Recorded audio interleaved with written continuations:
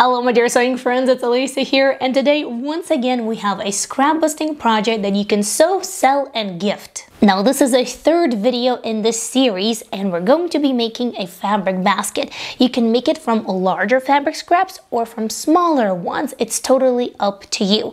First, I'm going to share with you the principles of making a basket, and then I will guide you through how to create this beautiful grid from really small fabric scraps. Now you really don't need much for this project. First, of course, you will need your fabric scraps, and I personally like to work with cotton linen blends, or 100% linen. I think that all three of those will give your basket that beautiful finished look. You will also need a little bit of fusible fleece, or instead of that you can use a little bit of batting or perhaps some bag making interfacing that is nice and sturdy. This will be needed to give the basket a little bit of structure and stability. My first step is to cut 6 10 by 10 inch squares, 2 for the lining of the basket, 2 for the outside, and 2 from fusible fleece or batting.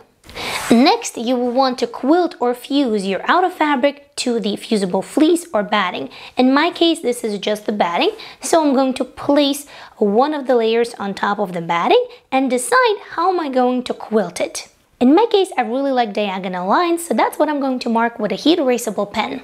When it is time to get stitching, I like to start right in the middle, and then I select a straight stitch, and I usually increase the stitch length by a little bit, so that way it goes easier and smoother through all of these layers. And don't forget that you will need to do the same on the other square as well.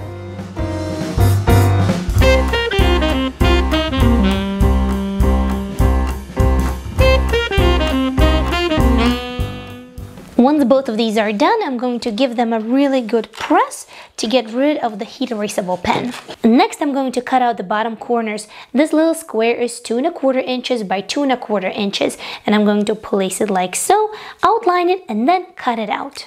This is what I'm going to have once done. Next step, we're going to repeat for both sets of the fabric. We're going to place them right sides together, aligning on all of the sides, and then with 3/8 of an inch seam allowance, we're going to sew these sides, and after that, we're going to sew this side.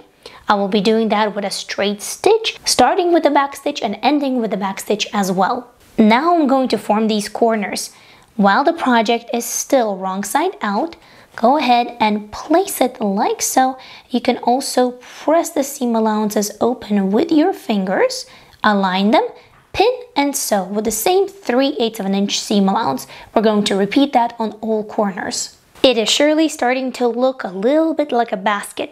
Now leave the main fabric as is, the one that you have with fusible fleece or interfacing or with batting like I do. Turn out the other one, the lining, right side out, and then place it inside, aligning with the side seams. Here you will also want to press seam allowances open and then pin. You will do the same with the seams on the other side as well. Now you will pin everything else. However, you want to leave quite a generous opening right here. I would say about 4 inches or so for turning out the basket. The rest we will stitch with a straight stitch, back stitch at the beginning and at the end with the same 3/8 of an inch seam allowance.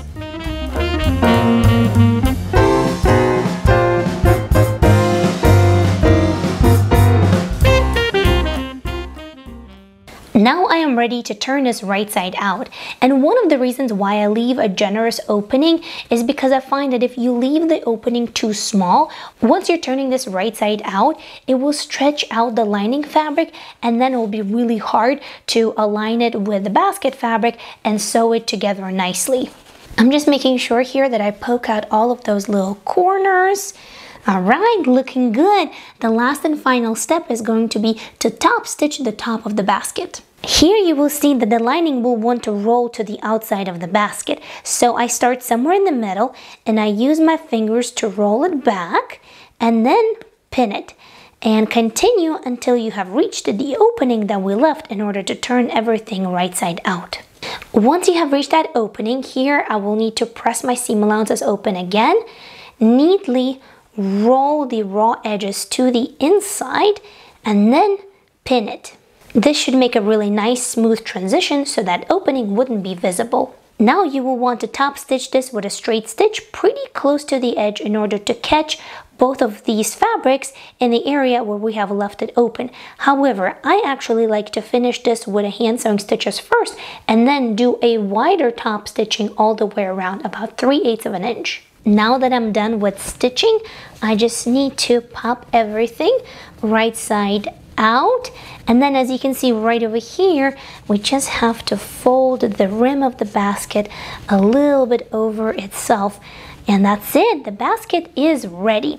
Now let me show you how to do this version with this grid pattern. To get this started, I need a base layer of fabric. This is just cotton poplin that I was using for some dye experiments. It didn't necessarily dye the way I wanted it, so now I'm using it for projects like these.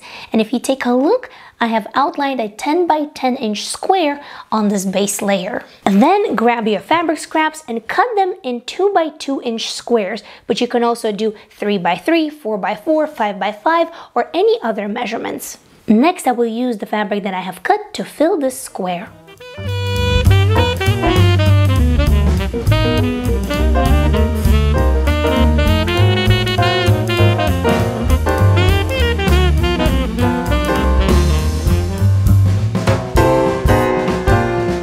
Now it is time to prepare some bias tape to layer it on top of this grid.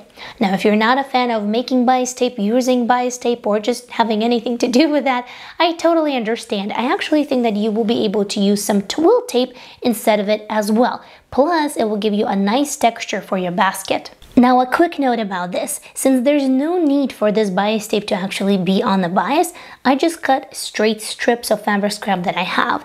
Each one of these, when I cut, is about 1.25 inches wide, and once I press it and form it into a bias tape, it makes out to be to about 5/8 of an inch. Once I have pressed all of the fabric that I will need, we will actually do it one layer at a time, and this is probably the most fiddliest part of this entire process. I'm going to pin these strips of fabric at the intersection of each little square so that way nothing falls apart as I stitch them down. You can also use interfacing and fuse the little squares to the interfacing instead of using a little layer of fabric underneath. Whichever way is best for you. I prefer to do it this way, but interfacing will work as well. Once I have everything pinned, I am ready to stitch it down. As always, straight stitch, a little bit wider than usual, so that way it goes smooth through all of the layers.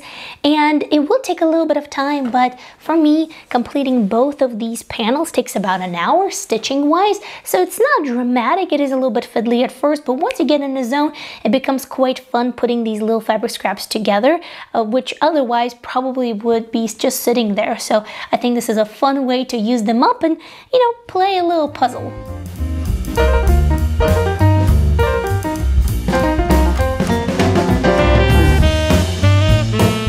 And by the way, here I'm using a contrasting thread on top of my blue fabric, but you don't have to. That way, if something isn't perfectly straight, nobody will ever see it.